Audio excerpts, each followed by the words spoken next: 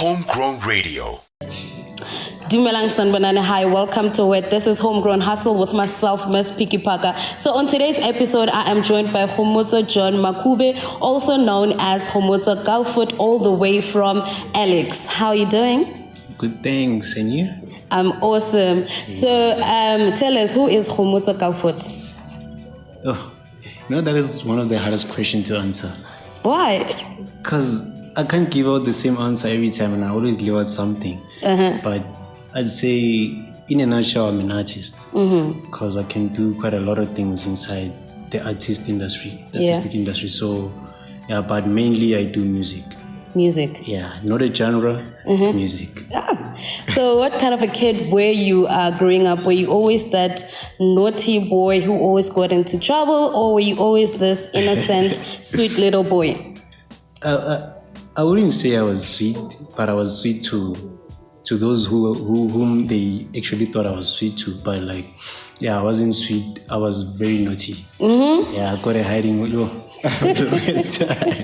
Yeah, the thing is, I'm way too inquisitive.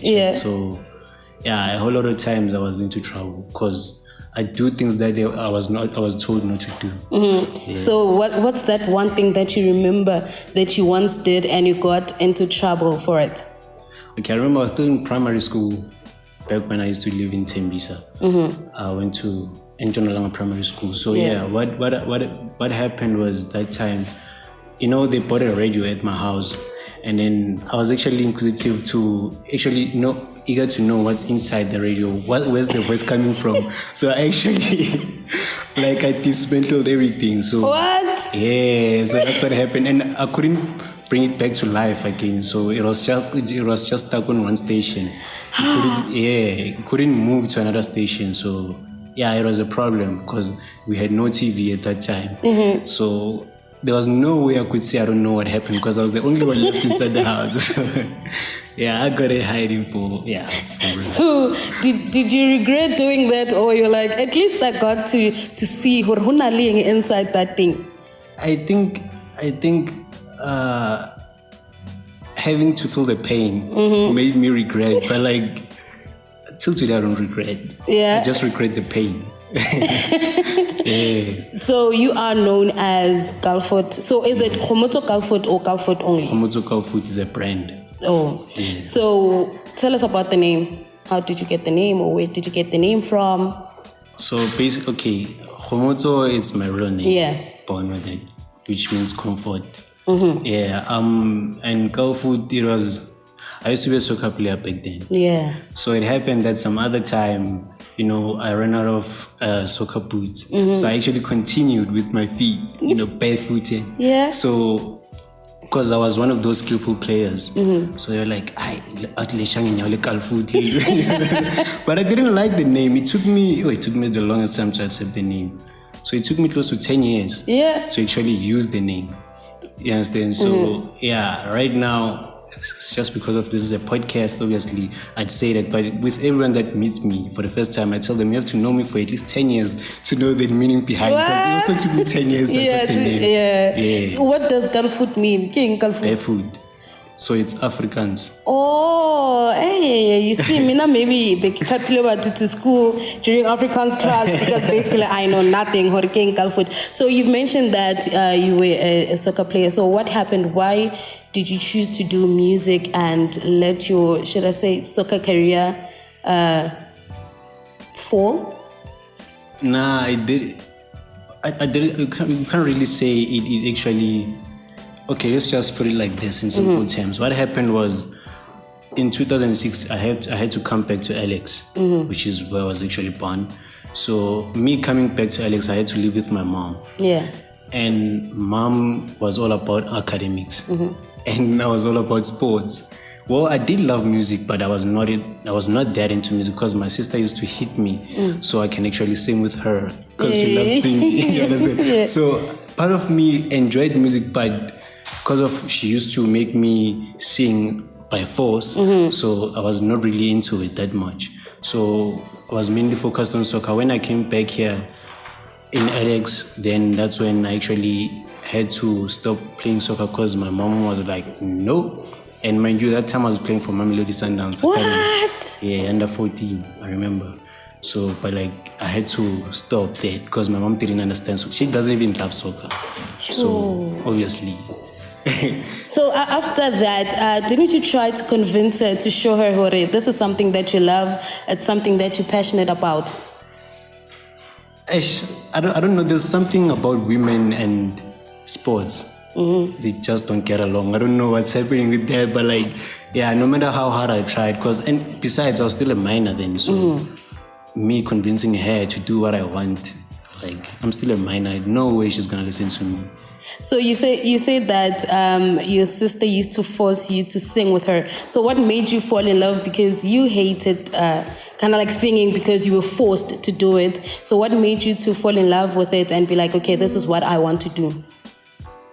At first, I think it was a matter of, sometimes you listen to music and you feel like, they could have done this. Yeah. So I kept on doing that a lot of times. And some of my friends were like, okay, why don't you do it? Because you're always picking up the wrong things. I'm like, I'm not sure.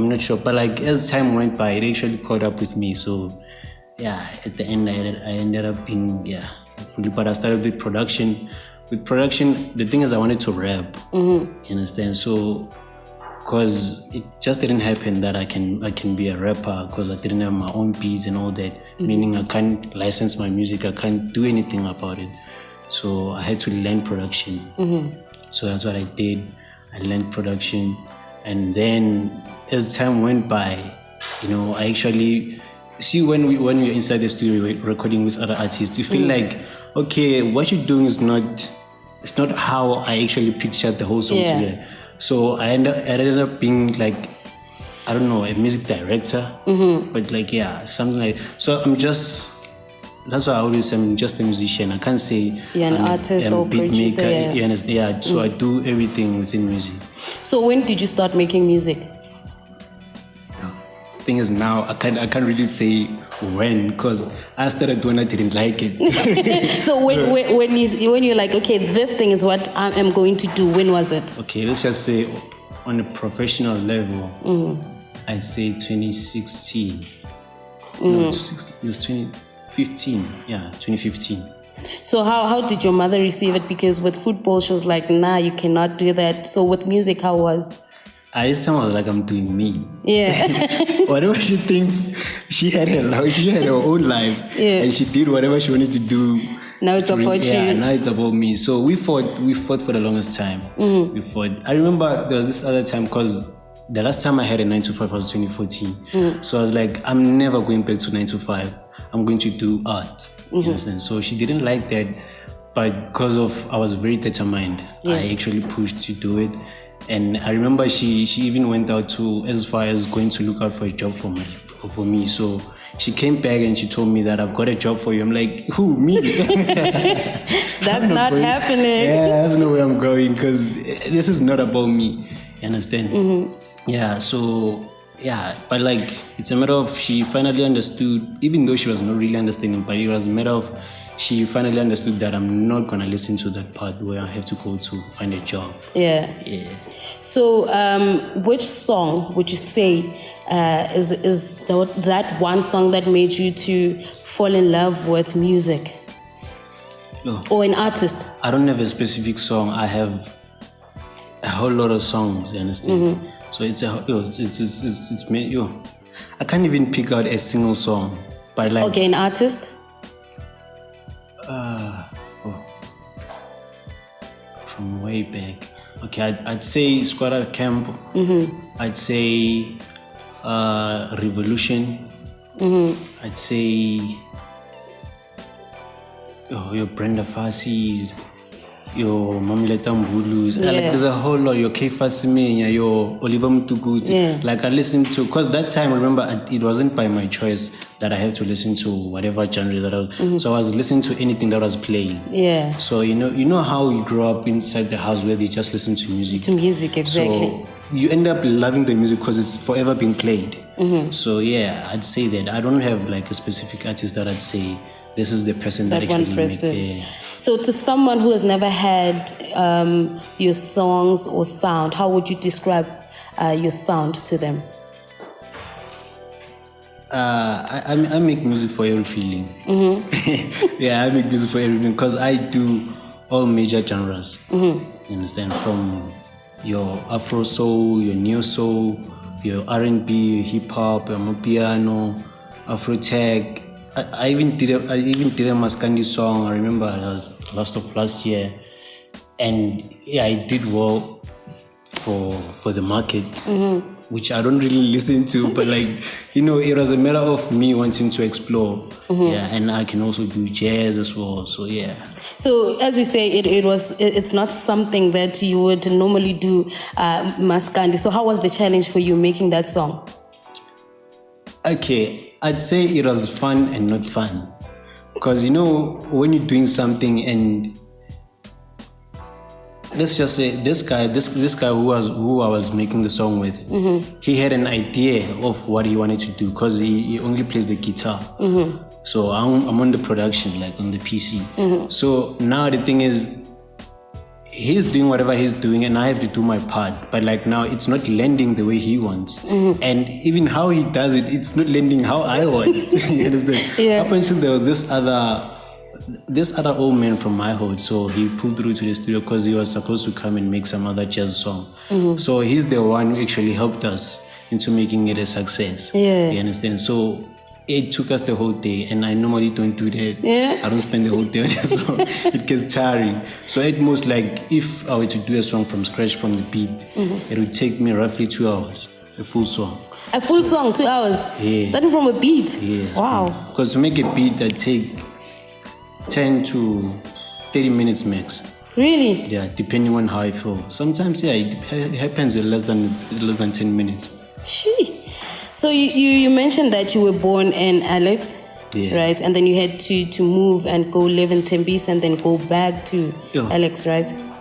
Let's just been a tourist my whole life, because when I was born in Alex, and then I had to move with my mom. Obviously, at that point, I was still an infant, so I didn't really know what was happening. But that's what she told me, that we went to live in town, in Joburg. So we lived there for a whole year, and then from that part, I had to move and go to my mom's homelands, which is in Denelton in Mpumalanga.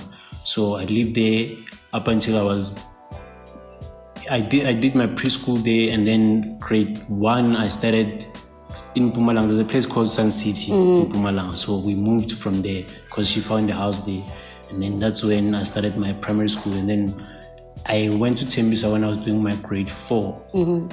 Yeah, that's when I went to Tembisa. I used to live in Ivory Park with my uncle. Yeah, and then I came back to Alex 2006.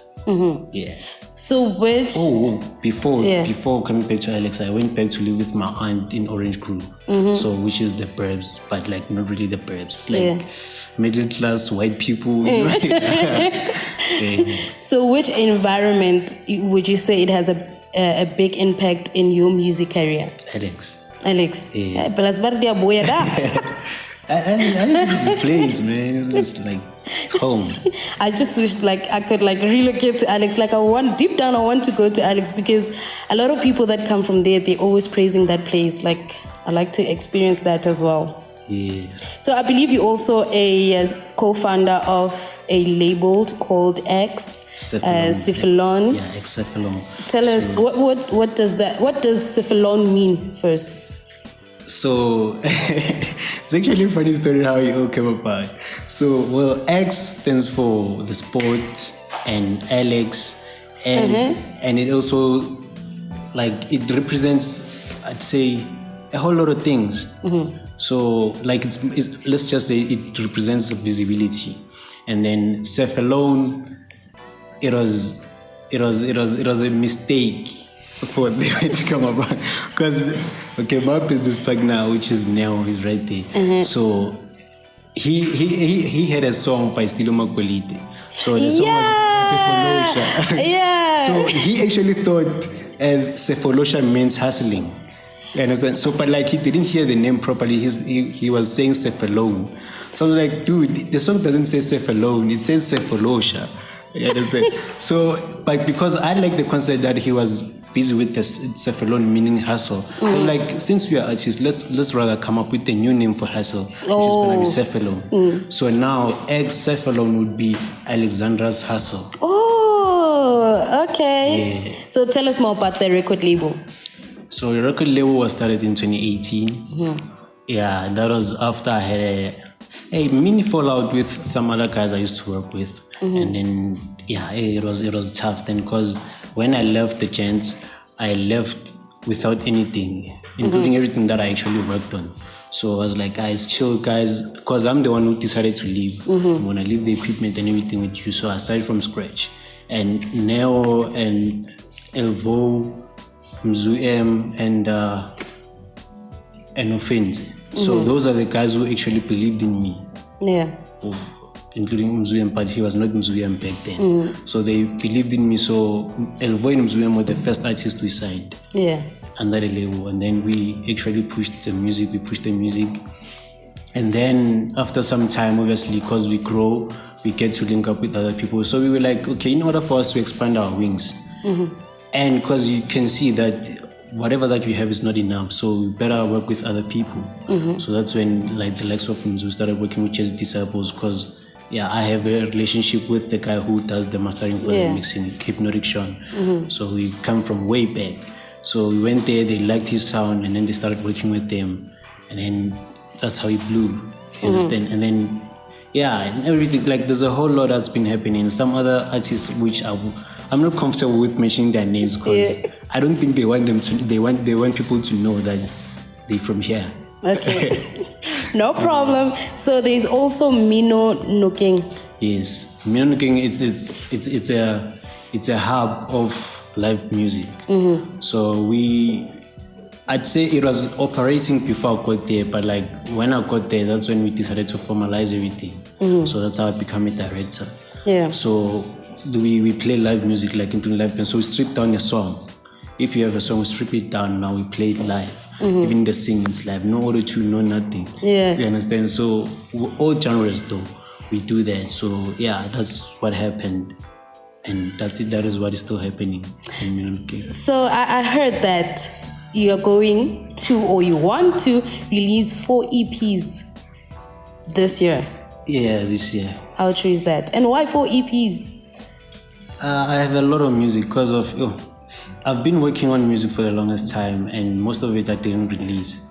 So I think it's just a matter of time now that people have to hear me as an artist, because I've been working behind the scenes for a whole lot of artists. I'm talking about big artists in the mainstream, people who are actually making sure that people are dancing. Understand? So I decided now it's time I come out as an artist myself. So let's walk down the 4 EPs. So the first one, it's called. I can't really decide on the dates because I haven't finalized the dates on which I'm gonna drop, but I have the titles. So the other one is called Rudi Kwenye Mizizi, which is back to my roots in Swahili. So that one, it's Amapiano, but it's tribal. So it's Amapiano, yes, but it has more of a tribal sound, like a Fela Kutis and everything. So it's way too musical, and I don't think it would be very much friendly on the youth, you understand? But old people will actually like it, because it has a feel of jazz, and so, and then there's True Music, that one, it's only matured music. And then there's Mfana Sabab, which is one of my AKAs. So that one, that's when it has like, the groove cut, the groove feel. So and then the last one was, what's it called again? Flip. I was just thinking about it now, but I'll remember it as time goes.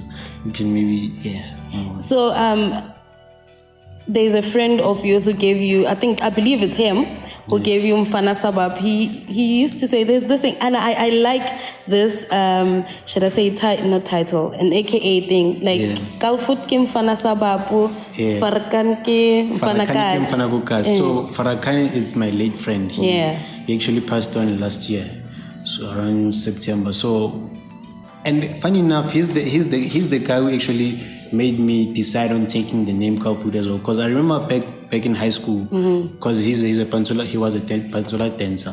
So back in high school, there was this other time, it was a fun day at school, so he came with the shoe. So that shoe was very big. Yeah. You understand? And then it had a toe coming out. Yeah. So like that thing caught people's attention, you understand? So I was like, oh, okay, this is dope. I can actually do with this. Yeah. So I was thinking, okay, Kaalfoot, this logo, done. That's how even my logo looks. So that's how it happened. So now we got to reunite again. Last year. Last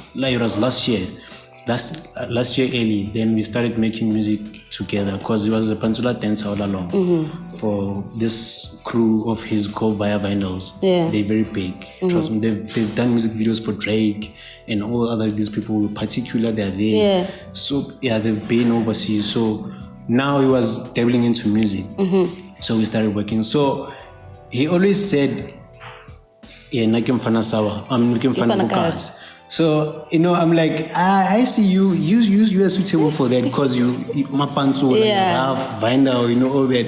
It's fine, but I'll remain in Fanasa because they always say I'm too soft. They always say that I'm too soft for the hood. So I'm like, it's chill, I'm going to remain in Fanasa. So it just kept on happening every time in this too, every time. That's how it actually got to build up. We ended up making a song like Farakane came Fana Gokas, Kaalfoot came Fana Sawa. And then now it ended up being my tag. Yeah. That's how you know that's my song now. Yeah. So where can the people find your music? If they want to follow you, where can they get you? The music is everywhere on every digital platform. You just search for Kgomotso Kaalfoot. You can search for, even if you search me and then you'll find everyone that I'm working with. Or you can just search for my label, which is Alone, and then you get to see, because that's where there's a whole lot of music there and many other artists, like super talented musicians. Yeah, people that are gonna take the music industry by storm. And then on social media? Kgomotso Kaalfoot, everywhere. And then Alone for the record label, everywhere. And then what would you like to say to the upcoming artists, people that look up to you? This is no child's play. Yeah. You see, when you're talking about art, never put a time frame on it. Yeah. Never put a duration, however you want to say it, but never put it there. Because this takes time and you'll never know, because it doesn't work with your time. Yeah. It's work with the universe's time. You understand? So it's a matter of you have to persevere as much as you can. Because you never know. See, with me, I've been doing this for the longest time. Yeah. People don't know me. Yes, to some people, they may not see me as a struggling artist, but I consider myself a struggling artist. You understand? Because, like, most people don't know me, even though I've worked so hard. So, and I don't have the funds to prove that I've worked so hard. Because you know how it can be ruthless. Because the music industry is very ruthless. You get to make a whole lot of things and people don't credit you, people don't pay you, you know, this whole thing. So it's things that I learned along the way, you understand? So it's only now that I know that nobody can do with me, you understand? So thank you so much for coming. It's such a pleasure and an honor to have you here, and all the best in releasing your EPs. And I'm just wishing you all the best of luck. Yeah, thank you for having me. It's a pleasure. So that's it from me, Miss Picky Parker and Kgomotso Kaalfoot. See you next time. Bye.